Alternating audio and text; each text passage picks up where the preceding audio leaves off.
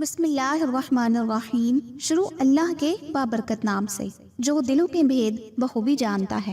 ناظرین کرام، آج کی ویڈیو بہت امپورٹنٹ ہے کیونکہ کسی بھی حاجت کے لیے آج اللہ کے ناموں کا خاص وظیفہ پیش کیا جائے گا جس کی بے شمار فضیلتیں اور برکتیں ہیں۔ ناظرین، میں آج آپ کے ساتھ اللہ رب العزت کے 3 ناموں کا ایک انتہائی طاقتور عمل شیئر کرنے جا رہی ہوں۔ یہ عمل، یہ وظیفہ کسی بھی پریشانی کو ختم کرنے کے لیے بے مثال وظیفہ ہے۔ اگر آپ کو کسی بھی قسم کی کوئی بھی پریشانی ہے، رزق کی وجہ سے پریشان ہے، اولاد کی وجہ سے پریشان ہے، دشمنوں کی شر کی وجہ سے پریشان ہے، یا اس کے علاوہ کوئی اور آپ کی پریشانی ہے، تو اس پریشانی کو ختم کرنے کے لیے آپ اللہ رب العزت کے ان ناموں کا ورد کرنا شروع کر دیں۔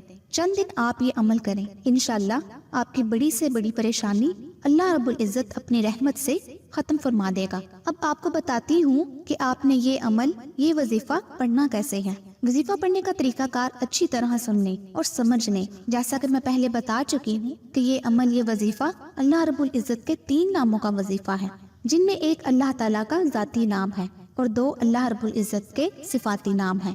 اس عمل کو آپ یا تو نماز فجر کے بعد پڑھیں یا پھر رات کو سونے سے پہلے کسی بھی وقت پڑھ سکتے ہیں۔ آپ نے کرنا یہ ہے کہ جو بھی آپ کی پریشانی ہے، آپ نے اس کا تصور کر لینا ہے کہ یا پروردگار، میری فلاں فلاں پریشانی ہے، اے میرے مالک، تو اپنی رحمت سے، اپنے فضل سے، اپنے کرم سے میری اس پریشانی کو دور فرما۔ اس طرح آپ نے نیت کر لینی ہے۔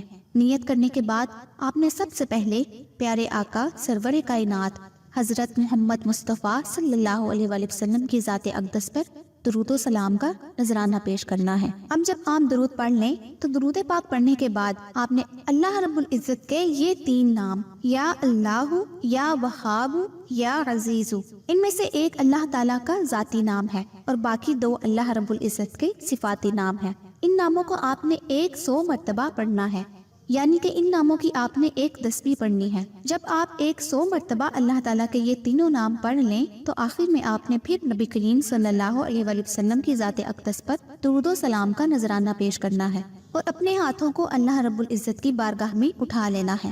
پھر بڑی عاجزی کے ساتھ، بڑی انکساری کے ساتھ اللہ رب العزت کی بارگاہ میں آپ نے دعا مانگنی ہے۔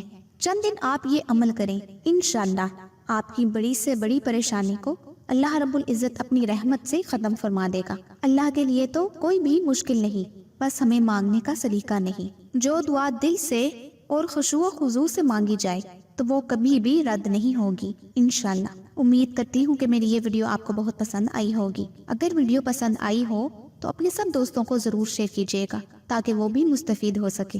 مجھے بھی دعاؤں میں یاد رکھیے گا۔ اللہ آپ سب کا حامی و ناصر ہو، آمین یا رب العالمین۔